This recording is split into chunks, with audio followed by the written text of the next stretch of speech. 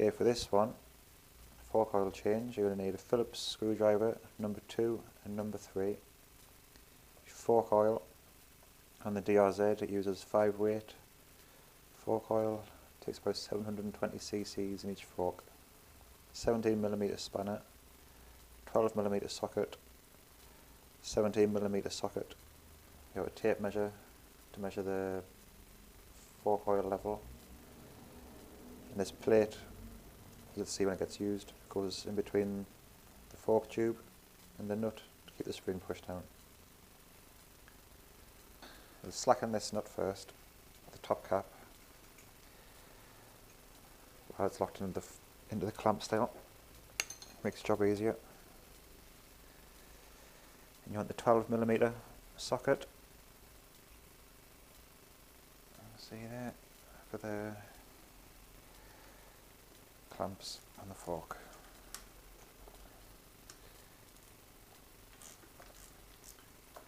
Four bolts all together. Don't need to be right out, just loosened off.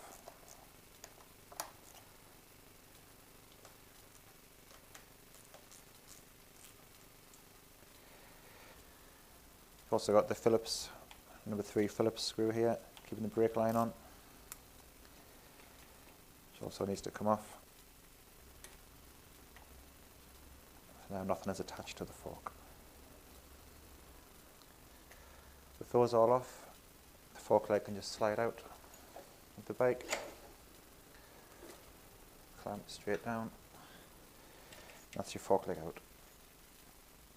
When you've got the fork off, and turn the rebound adjuster all the way to the hardest position, clockwise, counting the clicks it turns in.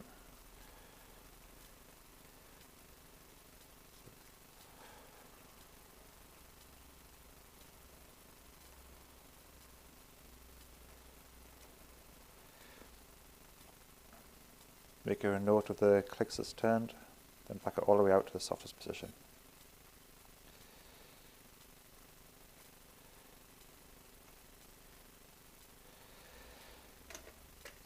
Same with the compression on the bottom. Clockwise first, count the clicks.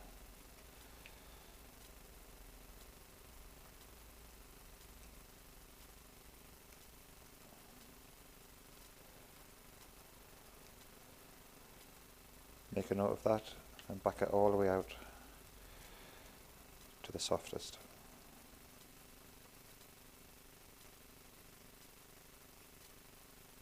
You can now take off the boot, protection boot. There's a clamp at the top, cable tie at the bottom is already cut off, and it just slides up off the fork, out the way.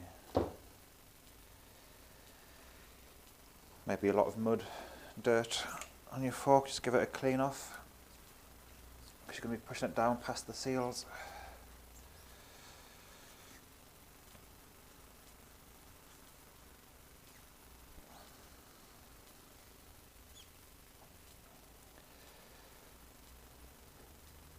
You want the 17mm ratchet, take off the top cap.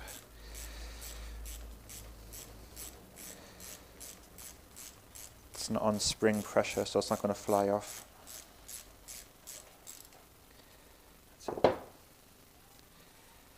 Tube out the way. This is where this plate comes in handy.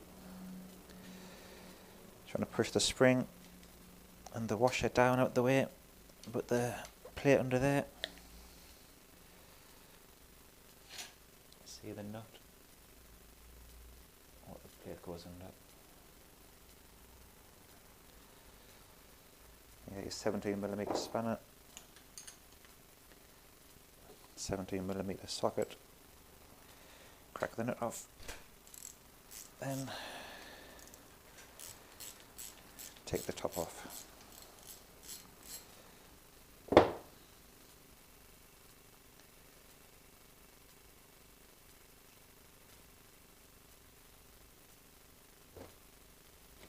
Top out the way.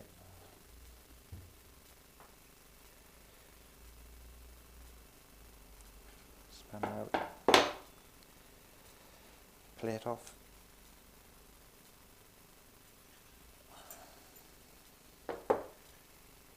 You get the washer, the spring. If you'll notice, the spring is slightly smaller at the bottom. Make sure it goes back in the same way.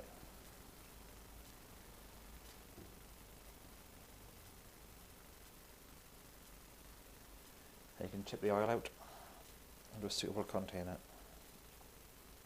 So when you're draining the oil, the piston rod, give that a pump up and down while you're draining it.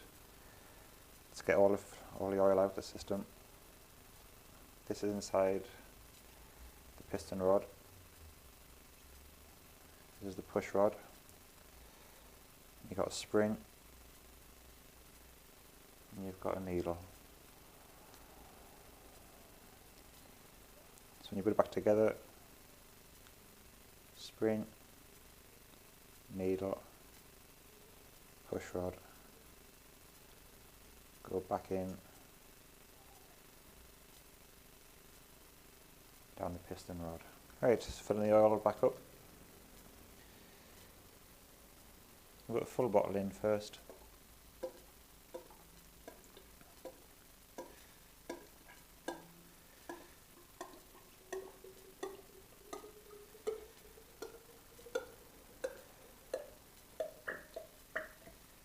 That's 500 centilitres.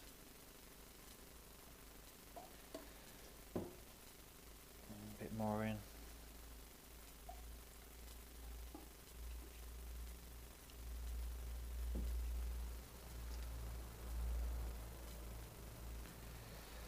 What you want to do is get the piston rod and just slowly pump it, pull it up and down, all the way up to the top, all the way down to the bottom. This bleeds the air out of the system. You see, you start getting oil coming out. Still air at the bottom there.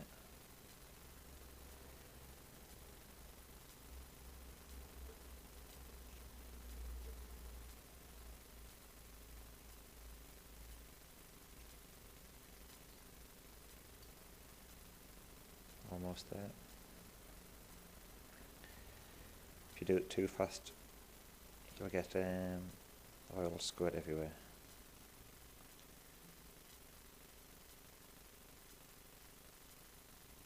That's it. Feel the pull all the way up.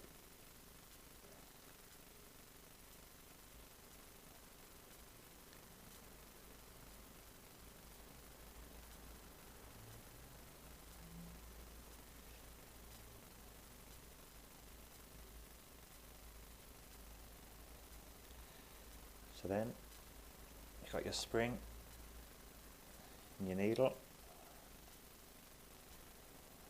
down the tube and the push rod. Make sure all the parts are clean. Down as well. That'll sit on the needle. So with the oil out of the system, I'm going to top the oil up. You need to have a gap from the oil to the top of the fork tube. This will be 122 millimeters. So if you can put that on, slide it down the tube. See when it hits the top of the oil, about there. That's too much oil in. Tip a little bit out.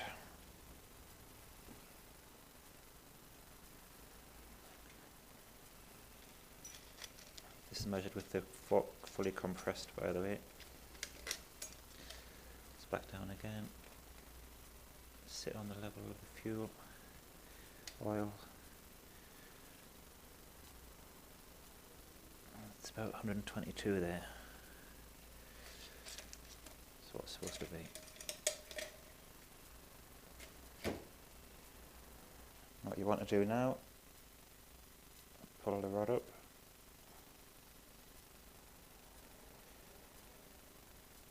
still slowly because the oil will squirt everywhere.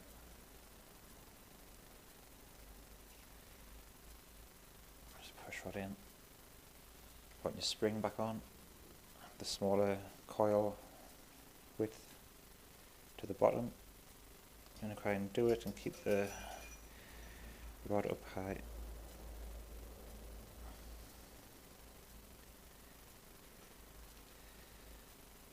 Washer on.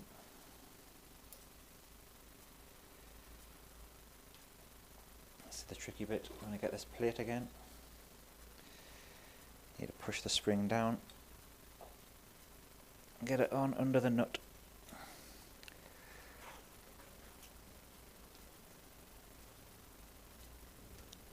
If you haven't got one of these plates, you could use a spanner. That's it. Still works. You want to make sure this nut is screwed right down to the bottom of the threads. And you can screw the cap on.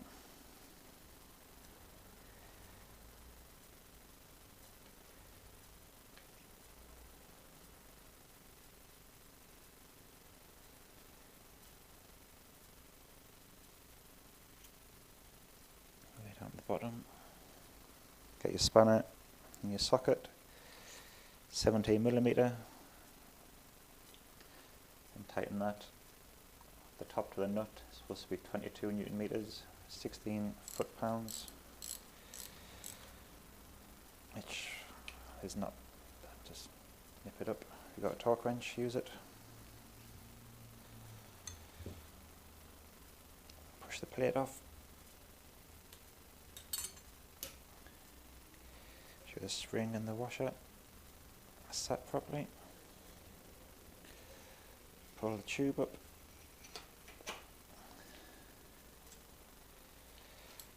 Fasten that back down.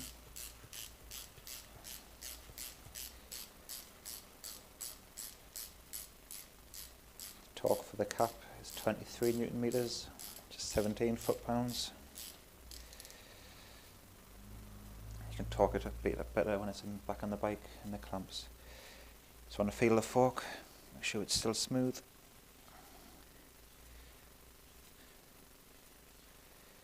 Okay, so with the fork all done, built back up, I'm going to turn the adjusting screws all the way into the hardest position, clockwise.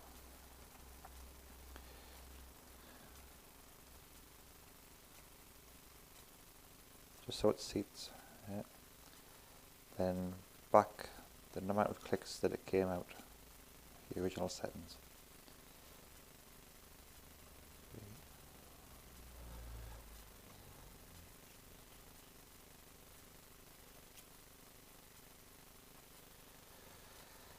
It's 15 at the rebound and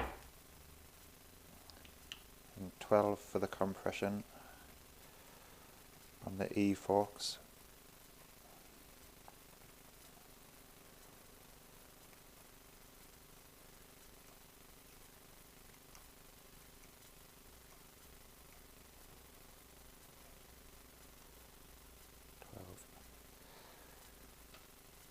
That's from 2004 forks upwards.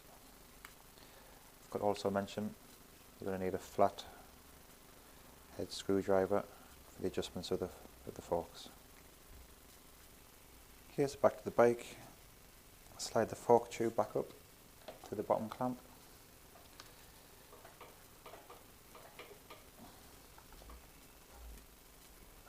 Straight. Anything you've got goes back through the way it came out. To the top on the DRZ E, I think the S2, there's a little ring around the top. Goes flush with the top clamp. Get your 12mm again. Tighten these up. Want to make sure your air bleed screw can be accessed still.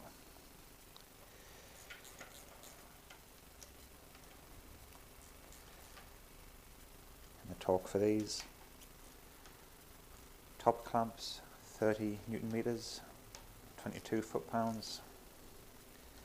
The lower clamps 32 Newton meters, 24 foot-pounds.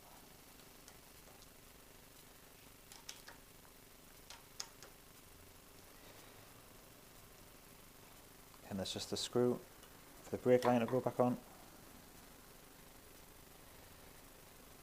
And you put your front tyre back in. That's it, ready to go.